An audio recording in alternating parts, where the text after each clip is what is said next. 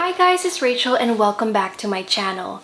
In today's video, isi-share ko yung experience ko kung paano ako nakakuha ng letter of acceptance from BCIT. For those of you that don't know, before you start your study permit application, you need a letter of acceptance from your chosen school. You will need to present this to IRCC in order to prove that you've been accepted to a program of study here in Canada. If you like this video, please like and subscribe to my channel. I'll probably share more videos about Canadian immigration and life here in Canada as well, so please tune in for that. Disclaimer lang you guys, so the steps that I'm about to share happened in 2017, so maybe some parts of the admission process have changed or are outdated, so it's still wise to check out the official school website for instructions on how to apply to your chosen program. Anyway, wag na natin patagalin and simulan na natin. The first step in this whole process is choosing a school. I was scouting for my top 3 universities here in Vancouver. How I chose the schools are based on number 1, Google top search results. That always helps. Second is recommendation from family and friends. And third, I also looked at the employment outcomes of students that graduated from that specific school. So with that, I was able to limit my scope to UBC, SFU, and BCIT. Now, more importantly, for immigration purposes, the school must also be number 1 part of a DLI or is a designated learning institution. So to check this, you simply Google DLI, you click on the first top search result. It should lead you to the IRCC website where you will then type the school that you wish to attend. And if that school pops up, good news you guys kasi DLI siya. Aside from that, the school must also offer postgrad work permit. Sometimes kasi may mga schools na part of a DLI but they're not offering postgrad work permit. And it's actually a shame because this defeats the purpose of bridging your study permit into a work permit and perhaps later on PR. So yeah guys, just make sure that your particular school also offers postgrad work permit. So after scouting all my options, I ended up choosing BCIT for the 3 following reasons. Number 1 is that the programs that they offer just fit my schedule. So at that time, I was still waiting for my graduation in IE, which was scheduled in August of 2017. So I was looking for programs that started during the fall intake, which is around October that same year. And at the time, BCIT had the program that I wanted that started at that date. Second and more important reason why I chose BCIT is because I liked the program that I was planning to take there, which was Communication Design Essentials. Of course, engineering is still my first love and I actually am grateful for my education there kasi I feel that I'm better at explaining things because IE taught me how to kind of break things down. But I knew that I needed assistance in marketing my ideas or selling my ideas, and I thought that graphic design would help me with that. I feel that art helps me connect with a group of people, and so I thought that by taking this program, Communication Design, it will help me build more on the skills that I need to sell my ideas. Third and more practical reason of why I chose BCIT is because I also checked the report on the employment rates. So I found out that 50% of the people that took up this program found a job in 1 to 4 months, which is a really good sign. Second is 90% of those that took the survey got into a full-time job as well. And I also found out that the average hourly rate of those that graduated from this program is $24. So that's not bad, especially for an entry-level job. Of course, for me, yung main goal ko talaga dito was to make sure that I set my foot into the labor force right away so I can get a return on my investment. So after locking in on BCIT, I then proceeded with creating a user ID or a student ID with BCIT. Yes, nag-rhyme siya. Of course, again, each school has its own registration process. With BCIT, they just asked me my legal first name, my legal last name, country of citizenship, my mailing address, email address, all these personal details about myself. They also asked me my education background, so they wanted to know the highest level of education that I completed, the name of the school, and the year I completed my studies. At the end of this registration process, I was then given a student ID that began with the letter A followed by 8 digits. So yeah, I memorized my student ID because I needed it to log into the student portal. I was tasked to submit the following documents for program entry. So the first one that I submitted was my TOR or transcript of record. So guys, when I requested mine, hindi pa available yung official TOR ko kasi I was still in the last semester of my engineering program. And I also found out that I'll only receive my official transcript after graduation. So if I were to wait for that, edi mamimiss ko yung program application deadline. So I just proceeded with asking for my temporary transcript of records and a letter stating that I am in good standing in my current school. Second thing that I had to submit was a design portfolio. So communication design is a graphic design course and hence I had to showcase my design work. Actually guys, naging problem to sa akin because number one, I'm in an engineering program and we don't have any design related outputs. Second, kinabahan din ako kasi alam kong design for me back then was more of a hobby and I was a beginner level in using all these Adobe applications and other design applications. So, kinabahan ako baka hindi up to par with BCIT's design standards. But lo and behold, I'm here na, so I think I did something right.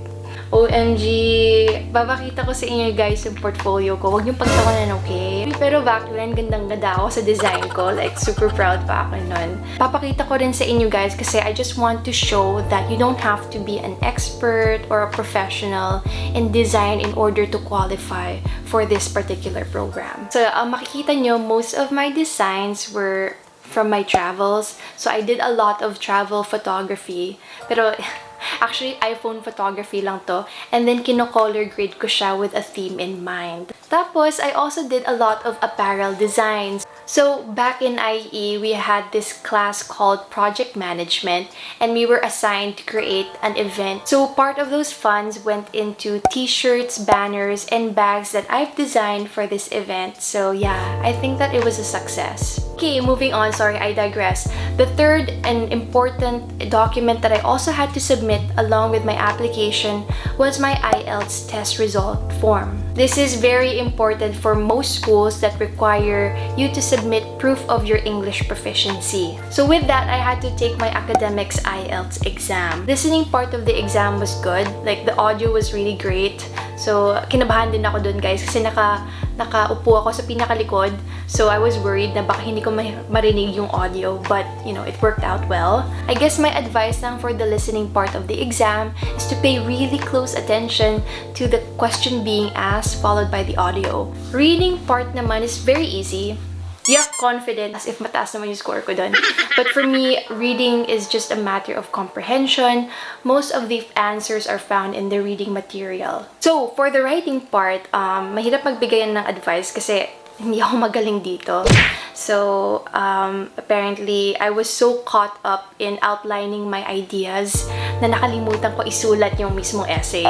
So, I guess my advice here, because the writing exam has 2 parts, is to manage your time wisely. Okay, for the speaking part naman, ito medyo forte ko to because I'm already very comfortable speaking the English language. What I did notice is that parang mas nahirapan ako with the academic test compared to the general test because I've taken both.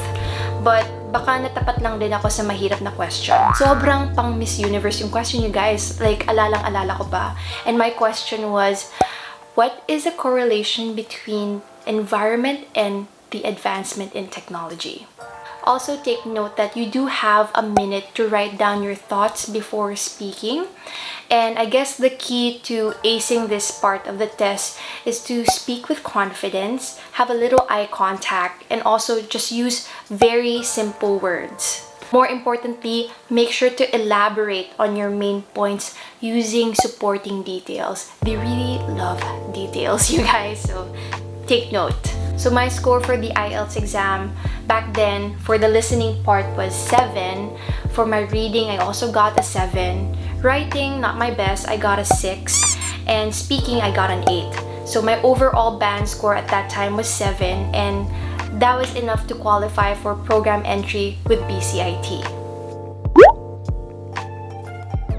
So I packaged everything nicely and submitted my application to BCIT on May 1st of 2017.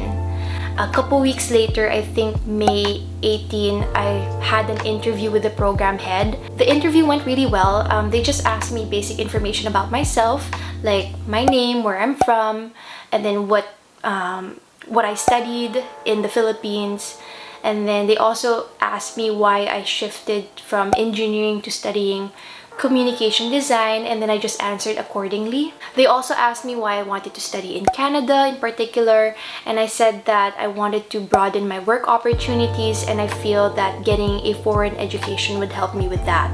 I also said that adjusting to a new setting or immersing myself to a different culture excites me, and that's also part of the reasons why I wanted to study in Canada.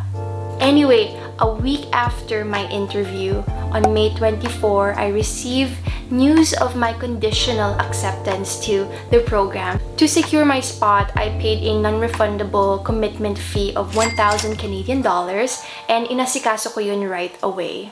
And then ayun na, a week after, on May 31st, I received my official letter of acceptance in the student portal from BCIT. So yay! At least I got my letter of acceptance kasi ito yung one of the really important documents na kailangan nyo isubmit when you start your study permit application. Okay guys, ito na yung last part of the video where I'll show you the details included in my letter of acceptance. In that letter, it must provide your personal information that included my name, my date of birth, and email address. Of course, I struck out these details because it's a bit too personal to share. Second, in your LOA, it also must include your program information. Mine included that the program I was taking was full-time.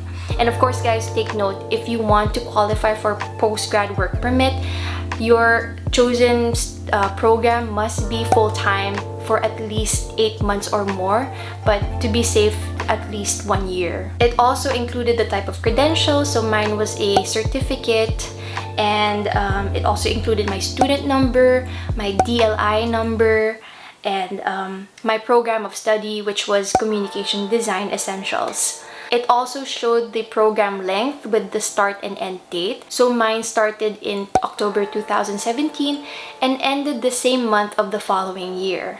It also included my tuition fee, which I'll show to you guys just to give you guys an idea of how much you pay per year as an international student. Also, take note, you guys, that the LOA comes with an expiry date, so make sure to have all the necessary documents that you need for the study permit application and submit it right away. And guys, the letter of acceptance must be printed on the school's official letterhead for it to be considered legitimate by IRCC.